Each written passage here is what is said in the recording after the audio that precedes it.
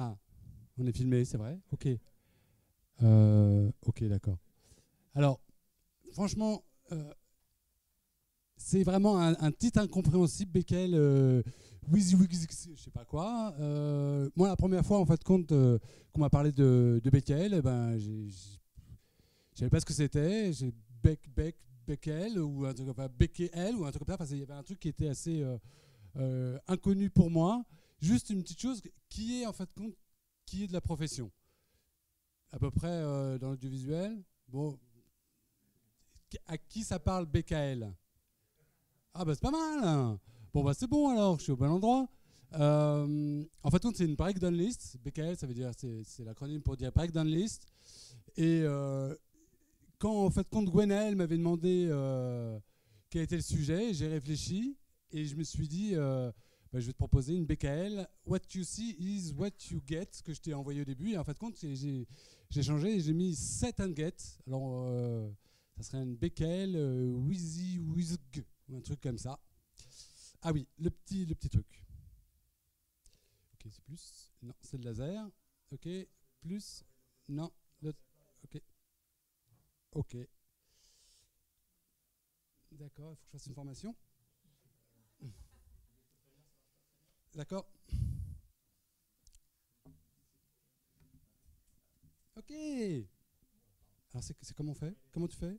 Ah oui, d'accord, comme ça. Tac. Ok, super. Donc alors, tout ce principe de BKL, ça rentre dans un pipeline audiovisuel. Pipeline audiovisuel que je vais vous décrire assez rapidement. Grosso modo, au début, il y a un script, il y a quelqu'un, il a une idée, il fait un script. Et puis après, ils font un storyboard. Et en même temps, en parallèle, ils font des assets et du matériel pour construire les choses. Alors, vous avez vu, moi je suis sponsorisé par, ce soir je suis sponsorisé par Autodesk et puis aussi par Toon Boom. Là il nous sort, en fait quand on va nous sortir un format de données qui va nous donner à peu près le montage. À partir de ce format de données, on va pouvoir comment dire on va pouvoir associer en fait compte aux images qu'on va construire quels éléments on doit utiliser.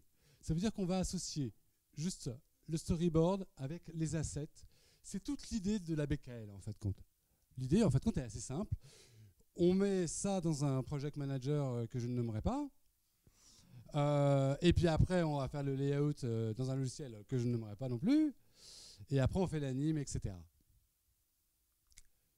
Donc, Becquerel Kezako, c'est l'association entre une shot, une séquence avec des éléments permettant de construire l'image. Là, j'ai une petite vidéo qui est assez, pas en super définition. C'est juste pour vous montrer un exemple, pour illustrer mon propos. Et là, j'appelle Gwenaël. Gwenaël, je ne te vois pas. Où es-tu, Gwenaël? Tu es là, Gwenaël? Est-ce qu'on peut envoyer la vidéo ou là, comme tu veux.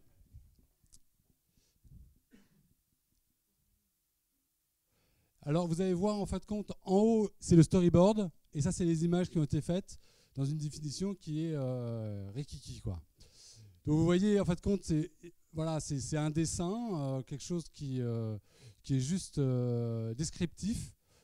Et, mais à partir de ça, une personne va associer les éléments qu'il voit avec les éléments 3D, tous les objets métiers du monde de l'audiovisuel pour après faire l'image. C'est un moment qui est assez important parce que si on se trompe là, dans la chaîne, ça va coincer. Ça va coincer et c'est pas génial quand ça coince. Voilà, alors la solution classique, souvent, moi, ce que j'ai vu, en fait, compte, solution classique, on joue la vidéo dans un player, souvent c'est du QuickTime. Je ne sais pas pourquoi ils aiment QuickTime, QuickTime Player, parce qu'on peut faire frame par frame. C'est ce qu'on m'a dit. Et puis après, on retrouve le timecode. Ça veut dire, on dit, ouais, à tant de minutes, à ce moment-là, on est dans telle séquence, tel shot, et qu'est-ce que je dois utiliser comme asset, comme personnage? Est-ce que je dois utiliser le chien? Est-ce que je dois mettre une voiture? Est-ce que, comme dans l'exemple que vous avez vu. Puis après, on renseigne les assets dans un fichier Excel. Alors, dans la production, les producteurs, ils adorent Excel. tu vois les yeux qui brillent dès que tu parles d'Excel. Il y a les mecs qui disent on peut utiliser Excel, c'est super, etc. Et tu leur parles de ouais, mais je vais te faire un pont logiciel de l'Excel vers des logiciels que je n'aimerais pas. Ils sont là, ah ouais, super, génial, je suis content. Hop, c'est par là. Hop, c'est par là. C'est par ici. Je capte. Je capte pas. Attends, hop, ah voilà. Ok. Alors voilà, la personne joue sa vidéo, il la regarde. Puis après, et là, il utilise ses petites mimines et il le met dans un fichier Excel. Et puis après, voilà, c'est souvent des tâches assez répétitives, assez compliquées. Comment vous dire, dans le milieu de la production, il y a le producteur. Lui, il est devant un fichier Excel, il s'occupe des sous. Lui, ce qui l'intéresse, c'est les sous et est-ce que ça va marcher, etc. Et puis après, il y a l'assistant de prod qui est toujours débordé, toujours qui a des yeux genre j'ai pas dormi depuis 2 jours, qu'est-ce que tu me dis? Elle est toujours stressée, on est dans le rush, etc. Et lui faire une opération comme ça, souvent ça l'embête parce que c'est souvent un peu, voilà, c'est de la frappe, c'est de la saisie. Et après, voilà, il faut faire l'insertion de cette saisie-là dans un logiciel que je ne citerai pas. Ils m'ont payé, mais je ne le citerai pas. Et après, le layout peut commencer, et puis voilà, enfin, toute la chaîne qui continue. Et moi, ma solution proposée, enfin, moi j'ai proposé une solution, et je l'ai mis dans, grosso modo, chez Gwenel. Attends, là, elle est partie, Gwenel. Ok, et maintenant, c'est moi qui est, et je reviens. Bon, grosso modo, l'idée, c'est de réunir le player, l'éditeur, dans une seule et même interface, et qu'en temps réel, on puisse aussi valider. Ça veut dire savoir, au bout de tant de minutes, dans tel shot, dans telle séquence, dans tel shot, est-ce que j'ai bien le bon nombre d'assets? Parce que ça, c'est la chose qu'en fait, compte, ils remplissent toutes les choses, et puis après, ils doivent faire une validation pour pouvoir confirmer après au client, etc. Enfin, là, ça permet de faire ça, et ça évite aussi des noms d'erreurs, souvent, par exemple, sur les assets. Vous savez, il y a des espèces de nomenclatures. Ils inventent des nomenclatures, et je sais pas, par exemple... attends, c'était comment déjà? Il s'appelait comment déjà? C'était le Canadien, le Toy Story 4, c'était... ah mince. Enfin bon, ou le chien, par exemple, ils mettent, par exemple, dog. Et puis, s'ils peuvent se tromper, à ce moment-là, ça va poser des problèmes. Tout d'un coup, le chien va disparaître des plans et après, ils doivent revenir, enfin, etc. Et c'est là où je regarde Gwenel du coin de l'œil. On y va. Allez, Jean-Jean, c'était Jean-Jean qui s'appelait. C'est Jean-Jean, vas-y. Ok. Alors, bon, j'ai flouté un peu les choses, mais vous pouvez imaginer un petit peu une interface avec l'animatique qui passe. Et là, vous avez la BKL, l'ensemble des éléments que vous voyez en temps réel des shots. Là, vous ne le voyez pas parce que vraiment la vidéo est vraiment pas super, mais vous pouvez rentrer l'ensemble des éléments avec un truc comme ça, un petit peu comme je me suis inspiré de l'éditeur de Node pour la combo box. Et puis vous voyez là, il y a une timeline qui permet de savoir je suis dans quel shot, je suis dans quelle séquence, où est-ce que je suis dans mon épisode, dans mon film ou autre. Alors, ici, c'est juste un petit résumé. Ah oui, c'est vrai, ça marche. Alors ça, c'est à peu près l'interface que je vais vous décrire. Voilà, vous avez le player qui est intégré. Après, vous avez où est-ce que vous en êtes, les frames, les shots. Ici, il y a marqué, voilà, blablabla, le nombre de frames sur le nombre total. Et là, vous avez les assets. Ici, moi, je les ai mis par type. Souvent, il y a caractère, il y a des props, il y a des BG, il y a la végétation, il y a des véhicules. Enfin bon, ça peut dépendre. Et donc, voilà, l'éditeur d'assets de BKL. Et puis après, il y a des fonctionnalités qui sont quand même un peu sympas. C'est par exemple quand vous avez une séquence, vous voyez une séquence, souvent il y a les mêmes choses dans une séquence, il y a souvent les mêmes personnages et les mêmes choses. Et bien vous n'avez pas besoin de faire shot par shot, vous pouvez dire ok, je remplis pour un shot et puis je le duplique pour toute la séquence. Donc c'est un clic et ça évite pas mal de temps. Après, il y a des choses qui peuvent être intéressantes. C'est par exemple, vous avez un chant contre chant. Eh ben ouais, mais je peux pas le dupliquer sur toute ma séquence parce que il y a certains shots, les choses n'apparaissent pas. Et ben ici, vous avez un explorateur de shots et vous pouvez en fait copier ce qui est ici pour cette asset-là. Vous voyez ce que je veux dire à peu près? Est-ce que c'est clair ou pas? Super, c'est clair. Et voilà, un explorateur de shots. Et oui. Et écoute, je crois que j'ai fait mes 20 minutes à peu près. Non, j'en ai fait 10. Je pense que c'est bien. Attends, est-ce que c'est la fin après? C'est la fin. Eh bien écoutez, voilà. Eh bien écoutez, je vous remercie. Nous avons à peu près 10 minutes pour des questions, c'est génial.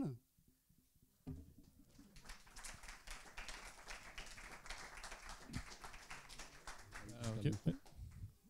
Qui a des questions? Alors, vous m'entendez? Le logiciel est... Non, le logiciel, mais il je vous assure, franchement, la chose, c'est 200 lignes de Python, c'est du Flask. D'accord. C'est assez facile. Et après, il y a du JavaScript derrière. Parce que tout ça, c'est... ce que je fais, c'est que j'interroge la base de données, et je lui dis, bon voilà, moi, je voudrais avoir les timecodes de l'ensemble de mes shots. Donc, j'associe les timecodes avec les shots. Et je veux avoir, par shot, ma BKL, enfin, voilà, mes assets. Ça, je fournis tout ça dans un tableau à JavaScript dans l'explorateur. Et quand je lis ça, je vais avoir un événement qui va me donner un timecode. Et donc, je parcours mes timecodes et je me dis, ah bah là, hop, je suis dans tel shot ou dans telle séquence. Voilà. C'est pas très... La base de données qui est lue, c'est une EDL ou la base de données, c'est CGWire. C'est CGWire parce que c'est les meilleurs. CGWire, c'est les meilleurs. Ou celui qu'on ne nomme pas. Voilà, ou celui qu'on ne nomme pas. Et juste une question, ce qu'on voit là, c'est un standalone ou ça marche dans une... Non, c'est un browser. C'est un browser. Ça veut dire que c'est sur tout poste, etc. Je pense que vous avez des... souvent, il y a des milieux hétérogènes, il y a du Linux, du Mac et du Windows. J'ai pas essayé sur Android, mais je vous déconseille. Franchement. Mais voilà, il y a juste une chose à propos de ce qu'on n'aime pas. Alors, je ne sais pas si CGWire la même chose. C'est qu'avec, bon, on va le nommer, allez, ou alors est-ce que c'est comme dans comment il s'appelle, tu sais, le personnage dans un film qu'on ne peut pas nommer, sinon il y a la mort qui arrive. Voldemort, je ne sais plus. Ouais, Voldemort, là, voilà. Voilà, bon, on va parler de Voldemort. Enfin, voilà. Là, je peux pas faire ça avec Voldemort, c'est-à-dire en temps réel, je peux pas interroger la base et lui dire ouais, dis-moi, est-ce que à tel timecode, j'en suis où? Parce que ça traverse l'Atlantique et le temps de retour, on connaît bien. Donc, je le fais au début, à un traitement, je fais toutes les données, et après, je l'envoie sur la page HTML dans un tableau JavaScript. Qui, on l'a pas bien vu, c'était un peu flouté parce que voilà, il y a des ayants droit derrière, mais juste la chose, c'est ça marche très très bien en fait compte avec du JavaScript et il n'y a pas grand chose comme données.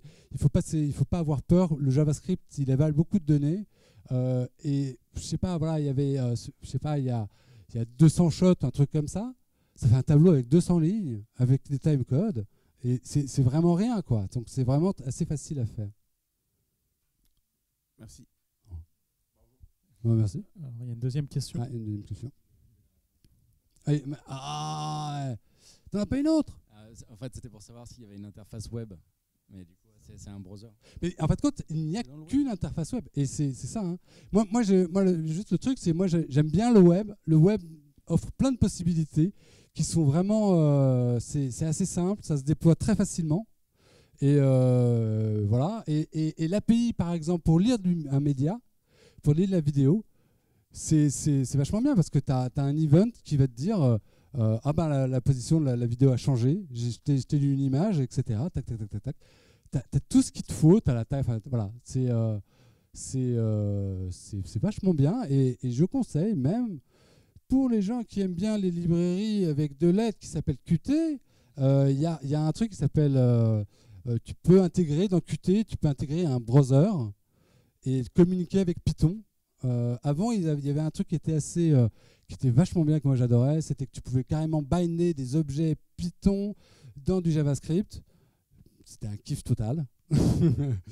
Mais bon, c'est juste un plaisir personnel, un peu masturbatoire, j'avoue. Mais voilà, c'est qu'une interface web. Derrière, c'est un serveur Flask qui tourne. Flask, alors je vous dis juste, My Love, mon amour, c'était génial. Faites pas du Django pour faire un truc comme pareil. C'est vraiment un truc pour écraser, c'est vraiment une boule de bowling pour écraser une mouche. Le truc, moi, ce qui m'a impressionné, c'est que Flask, il arrive à me diffuser de la vidéo. Enfin, grosso modo, si vous connaissez Flask, il y a une partie statique et il t'envoie les fichiers qui sont où il n'y a pas de template en fin de compte. Et il arrive très bien. Ça, c'était ça marche en tabernacle, quoi, je veux dire. Moi, j'adore Flask, c'est simple, c'est assez clair. Python, et voilà, ça profite des choses de Python qui sont c'est souvent assez simple, assez clair. On peut faire des choses très moches aussi, mais souvent on fait des choses assez jolies. J'ai vu un peu des deux. Bon, voilà.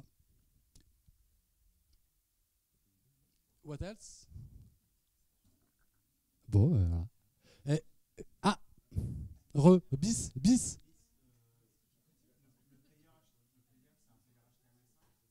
Oui. Oh, le player, tu veux dire le player HTML5. Ah là, c'est du Chrome, hein. À un moment, D'accord. C'est ça. Parce que le player HTML, c'est intégré dans Chrome. D'accord.